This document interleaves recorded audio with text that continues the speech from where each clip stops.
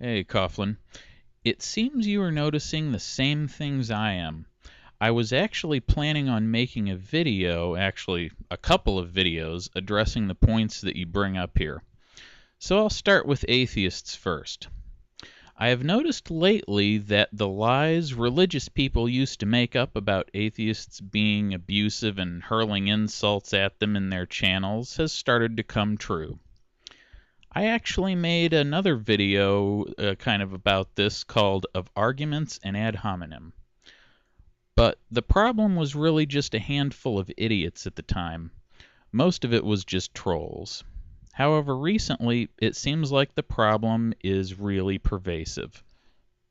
One thing I have noticed is there are now a lot of average to downright stupid people that are atheists now. Atheism is not just for intellectuals anymore. On one hand, that is a very good thing. Even these apparent morons can see that our arguments obviously blow away anything the most sophisticated apologists can come up with. Our numbers seem to be really growing, and it keeps picking up steam. Of course, there is now a very big downside to this. You can no longer count on each and every atheist to be a good example to religious people. You now have lots of atheists who have very little idea of what our arguments are or why it's not rational to believe in God. They don't understand logical fallacies like ad hominem, for example. They're very emotional and spew their hate at everyone who does not agree. They haven't given up gods so much as they made us their surrogate gods. They may even have lots of irrational beliefs. They keep all those beliefs they have because they never learned how to know things. They don't understand important details of our arguments. They only get the most basic ideas. So they take it from us on faith that there are no gods. These people need to understand that Pat Condell is not a messiah. Neither are you, and neither am I. Nobody on YouTube is. In fact, there are no messiahs. Oh, there's a mess, all right, but no messiah. Sorry, I started thinking of the life of Brian. But the point is, seeing less and less people believing in God is great news. However, replacing it with a benign form of bullshit is disappointing. However, it's downright depressing when they still exhibit fanaticism or this ridiculous us versus them thinking. Take Stalinist Russia, for example. Technically atheists, but they were believers in the religion of authoritarian communism. Here we seem to have people displaying more fascist tendencies.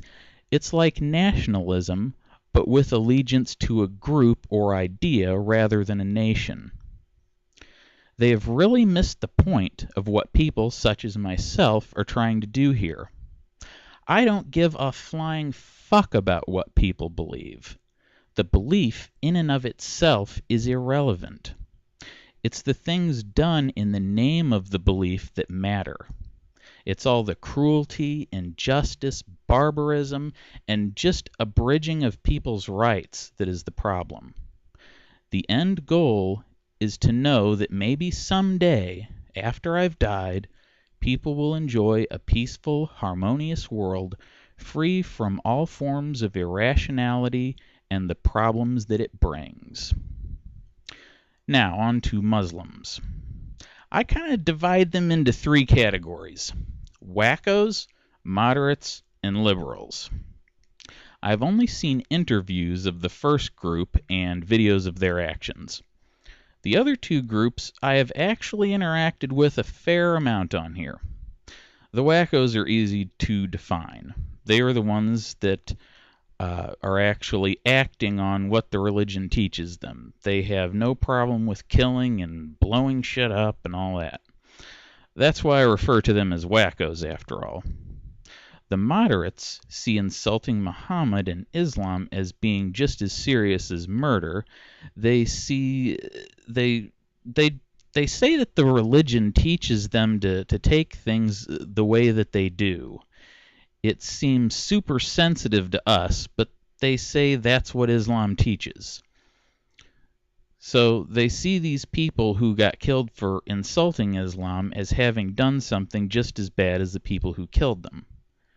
However, these people wouldn't actually kill anyone themselves, and they do not want to force Islam on the world. They even seem to agree with me that just labeling a picture of Muhammad does not make it so, and just drawing him doesn't matter, it's only insulting cartoons they have a problem with. Then there are the liberals. They follow the teachings of Islam, and they are hurt by insulting cartoons about Muhammad and all that sort of thing, but they don't view insults as being anywhere near the same level as killing people.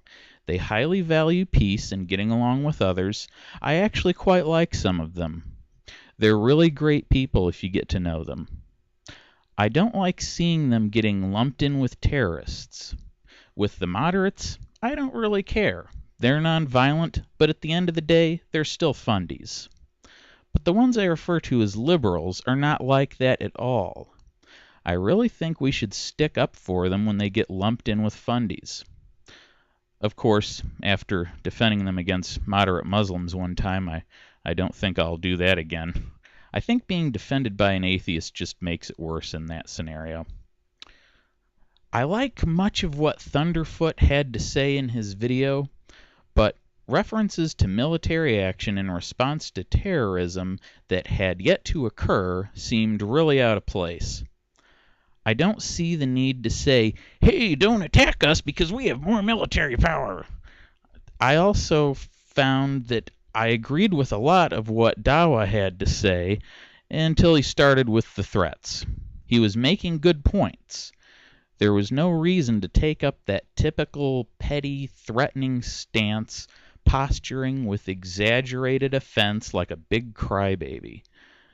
Those things that I have a problem with seem to be what each did to provoke the other.